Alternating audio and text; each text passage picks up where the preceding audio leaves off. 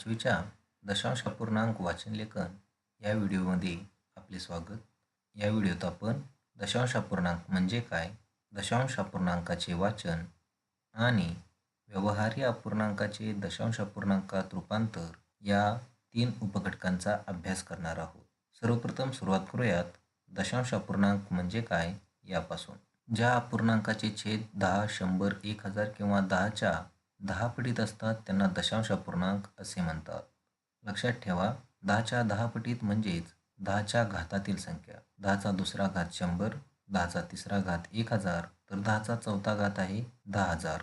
यापैकी कोणतीही एक संख्या छेदस्थानी असेल तर त्या अपूर्णांकाला दशांश अपूर्णांक असे आपण म्हणतो. उदाहरण 7/10, 99/100, 553/1000, 24/10, 1745/100, 7895/1000 या विविध दशांश अपूर्णांकाचे आपण संक्षिप्त रूप सुद्धा करून लिहू शकतो.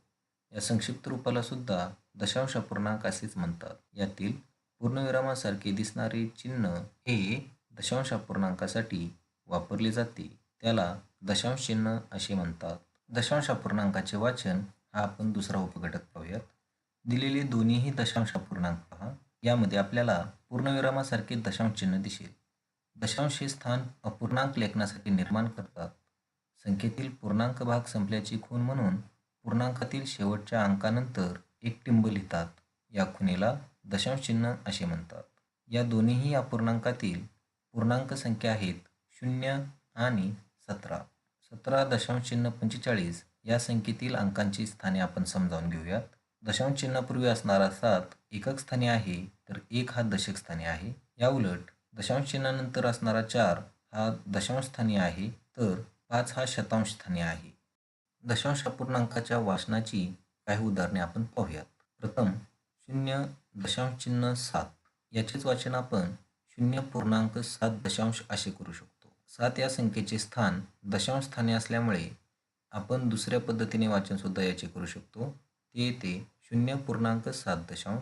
27.6 याचे वाचन 27.6 असेही करू शकतो. तिसरे उदाहरण पहा, 17.45.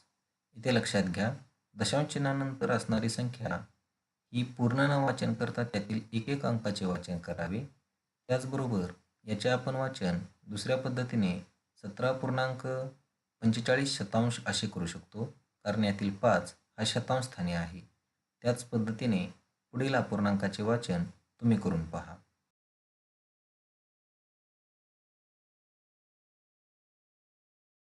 आता आपण व्यवहार्य अपूर्णांकाचे दशांश अपूर्णांकात रूपांतर कसे करायचे हे पाहूयात.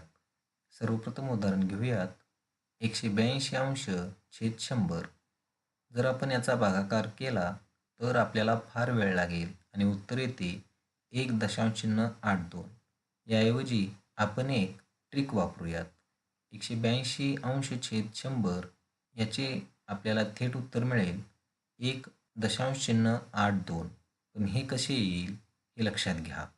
100 या संख्येवर 2 शून्य असल्यामुळे अंशस्थानी असणाऱ्या 182च्या शेवटून 2 घरे सोडून दशांश चिन्ह द्यावे. शेवटून 2 घरे म्हणजेच 8 पूर्वी दशांश चिन्ह द्यावे लागेल. यामुळे आपले उत्तर येते 1.82. यानंतरचे अजून एक उदाहरण पहा. 3/1000. भागाकार करायचा म्हणला तर वेळ लागेल. थेट उत्तर काढण्यासाठी ट्रिक लक्षात घ्या. 1000 या संख्येवर 3 शून्य असल्यामुळे अंशस्थानी असणाऱ्या 3च्या शेवटून 3 घरे सोडून दशांश चिन्ह द्यावे लागेल. पण इथे फक्त 3 आहे, इतर संख्या नाहीत. त्यामुळे त्या संख्यांऐवजी 0 घ्यावे लागेल. त्यानंतर आपले उत्तर येते 0.003. काही व्यवहार्य अपूर्णांकाच्या छेदस्थानी 10 किंवा 10च्या 10 पटीतील संख्या नसतात तेव्हा त्यांचे दशांश अपूर्णांकात रूपांतर करताना आपण काही ट्रिक वापरू शकतो. जसे की 3/20 या उदाहरणामध्ये 20 हा छेद आहे. 20 या छेदाला आपण 10च्या 10 पटीतील संख्येमध्ये रूपांतर करू शकतो. 20ला आपण 5ने गुणले असता उत्तर येते 100. म्हणून अंश व छेदाला 5ने गुणूयात. त्यामुळे नवीन अपूर्णांक तयार होईल 15/100. त्याचे दशांश रूपांतर होईल 0.115. 5. पुढील उदाहरण पहा. 6अंश/25 यामध्ये 25 चोक 100 येतात, म्हणून 6 व 25ला आपण 4ने गुणणार आहोत. त्यामुळे आपल्याला नवीन अपूर्णांक मिळेल 24अंश/100, ज्याचे दशांश रूपांतर होईल 0.24.